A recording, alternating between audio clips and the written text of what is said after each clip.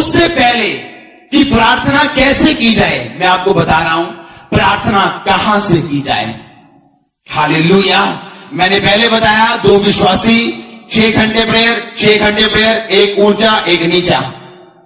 Bible में पढ़ो, परमेश्वर ने कहा बाइबल देना, इसी बाइबल में पढ़ता हूं, आप घर जाके पढ़ना। अगर आप इसी यूहन्ना का पढ़ेंगे ना 12, आप ध्यान से सुनना, बोलना मत, सिर्फ सुनो। 12:21 में लिखा उन्होंने गलील के बैसदा के रहने वाले फिलिप्पुस के पास आकर विनती की, श्रीमान हम यीशु से भेंट करना चाहते हैं।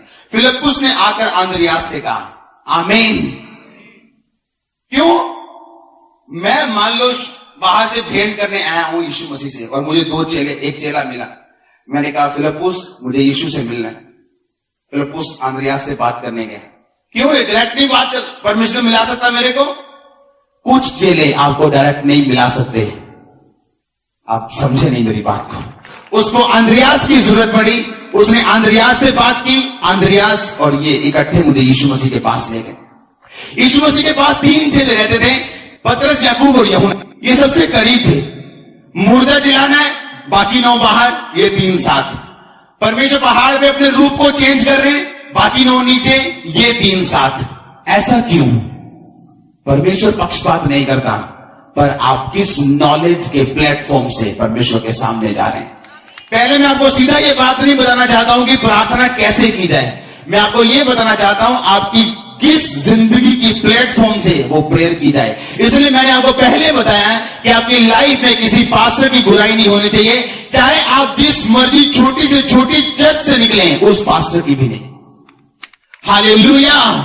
कितने मेरी बातों को समझ रहे हैं? आज आपकी जब लाइफ ऐसी हो जाती है कि आप संडे और वीरवार आप इसलिए आते हैं कि आपकी लाइफ चेंज हो, आपको वचन का पता चले, आप गहराई में जाएं, उसके बाद आप प्रार्थना करना जरूरी है। लेकिन प्रार्थना से पहले जिंदगी होना जरूरी है। कितने मेरी बातों को समझ रहे हैं?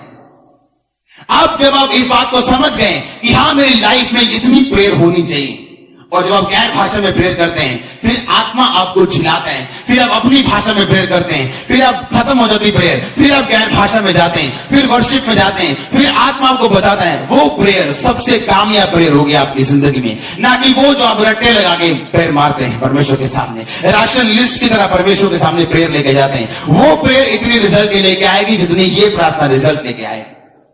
हालेलुया। फिर आप देखेंगे, अगर आप किसी भार उठाने वाले से, ओलंपिक वाले से मिलो, जो नीचे से भार उठा के और करके ऐसे ऊपर उठाते हैं, आप बोलो आपने वार्म अप नहीं करना, सीधे जाओ डायरेक्ट उठा लो, वो उठाएगा नहीं। और दूसरी बात, उससे उठाया भी नहीं जाएगा, हाँ या ना। उसी तरह कुछ केस ऐसे हैं, दुष्ट आत्माएं ऐसी हैं, कुछ चीजें आत्मिक ऐसी हैं जिन्हें आप डायरेक्ट आधे घंटे में हमला नहीं कर सकते। प्रार्थना में जाऊं गहरा के ना जाऊं, कुछ चीजें ऐसी जिनमें आप डायरेक्ट हमला नहीं कर सकते।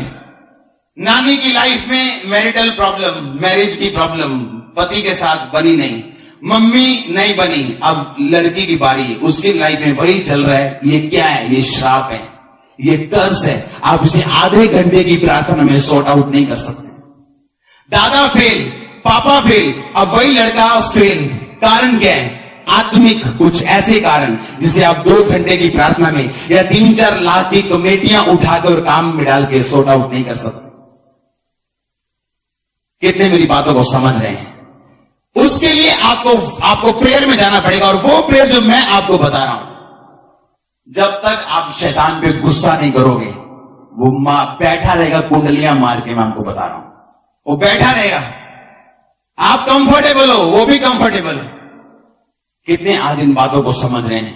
आपको स्पिरिट में जाना, जब आपको 1 घंटा 1.5 घंटा प्रार्थना में हो जाए, आप फील करेंगे आपकी बॉडी टूट रही है, पर आपकी स्पिरिट जाग चुकी है। एक प्रेयर का माहौल बन चुका है, एक आत्मा आप पे आ चुका है, एक अभिषेक आप पे आ चुका है। आप भूल चुके हैं सब कुछ, अब सिर्फ प्रार्थना आपके अंदर है। और आप रिजल्ट देखेंगे, फिर आप देखेंगे जो डांट रहे हैं आप शैतान को, वो जा रहे हैं। आप रिजल्ट देखेंगे सब बातों का यीशु मसीह के सामर्थी नाम में। आज प्रैक्टिकली समझ आ रहा है कि नहीं आ रहा कि प्रार्थना होनी चाहिए, पर उससे पहले आपकी जिंदगी भी सही होनी चाहिए। किस नॉलेज के प्लेटफॉर्म से आप ऑपरेट कर रहे हैं, ये मायने रखता है, ये मायने रखता है। आप चाहते हो ज्यादा मेहनत करके थोड़ा रिजल्ट लेना, तो कुछ भी करो, किसी के खिलाफ बोलो, कुछ भी खाओ, कुछ भी पियो, कहीं भी जाओ। लोग मनाते हैं हैलोवीन पार्टी, हैलोवीन बोलते हैं, क्या बोलते हैं, उसमें भूतों के जैसे शक्लें लगा के लोग डराते हैं, उसे मनाते हैं। एक्चुअली शैतान उनके अंदर ऐसी बातें डाल रहा है, अगर वो प्रेयर में बैठ जाएंगे तभी भी निकलेंगे नहीं वो, और बाद में बोलेंगे मेरा काका बड़ा शैतान है जी, पढ़ता नहीं, साड़ी कुड़ी देखो 14 साल की बिगड़ दी जाती है। आप खुद ही तो बोल रहे थे हैलोवीन पार्टी में उसको तमगा देके, उसके दांत बना के, अब जो वैसा व्यवहार कर रही है, अब क्या प्रॉब्लम है आपको? खुद ही तो डाला है आपने उसको उसके बीच में। हालेलुया। अलग रहना है कि नहीं रहना है? रिजल्ट आप अलग लोगे यीशु मसीह के सामर्थ्य नाम में। ये फाइट में लाखों यहूदी एक तरफ, शद्रक मेशक अबेदनगो दानियल एक तरफ, लाखों की संख्या एक तरफ। जो राजा बोले वो करो, मूर्ति को दंडवत करने के लिए बोलता है कर दो, जहान है तो जहान है। शद्रक मेशक अबेदनगो और दानियल नहीं करते। रिजल्ट लेना है कि नहीं लेना है? वंश बदलने के नहीं बदलने हैं? आप चाहे छोटे से छोटे क्यों नहीं है, आपकी प्रेयर में उतनी ताकत है जितनी मेरी प्रेयर में ताकत। मैं आपको बता रहा हूं, परमेश्वर सुनता है आपकी, पर आपको बताने वाला चाहिए कोई कि वो कैसे सुनता है। आमीन। टोया पट्टिया टोया पारता, मिट्टी पट्टी उसे मिट्टी टोया पारता, क्या बड़ी मेहनत की थी, सारा दिन हो गया मेहनत करते थे, कुछ बना है, कुछ हुआ क्या? टोया पट्टिया टोया पड़ता। आपने पड़ोसी को बोलो टोया पट्टिया टोया पड़ता। शाम को वो मेहनत की थी जी, बड़ी मेहनत, दिन रात जी मेहनत की थी, वो मेहनत की थी, रिजल्ट नहीं आया, मेहनत बहुत की थी, पसीना आ गया, कपड़े में स्मेल आ रही पसीने, बहुत मेहनत। कितने मेरी बातों को समझ रहे हैं? पूछो अपने आप से, जो मुझे चाहिए उसके लिए मेरी इतनी प्रेयर है या नहीं? पूछो अपने आप से, पूछो अपने आप नु कि मैनू चाहिए की है, मेरी लाइफ की सब तो बड़ी गवाही की है। फिर सोचो और पूछो अपने आप नु कि मेरी प्रेयर है इन्हीं की परमेश्वर मेरी जिंदगी से काम मैनू दे सका। 1 घंटे की प्रेयर से काम नहीं होया, कितने घंटे करोगे? 2 च नहीं होया, कितने घंटे करोगे? नीचे आने का कोई रास्ता नहीं है, वापिस आने का कोई रास्ता नहीं है। बाइबल में लिखा जब रात हो गई और याकूब कहता है कि मैंने प्रार्थना करनी है, लिखा अपनी पत्नियों, बच्चों, भेड़ों, बकरियों, प्रॉपर्टी, नौकरों को सबको आगे भेजता और अकेला रह जाता है। हाँ या ना? अकेला रहते, लिखा रात को प्रार्थना करना शुरू करता है और पोफ पड़ते, यानी रात पूरी प्रार्थना करता है और सुबह एक दूत उसके साथ आके लड़ता है और वो दूत से लड़के जीत जाता है और परमेश्वर उसको बोलते हैं आज से मैं तुझे बदलता हूं और याकूब से इजराइल करता हूं। याकूब मतलब धोखा देने हारा, इजराइल मतलब शुद्ध मन वाला।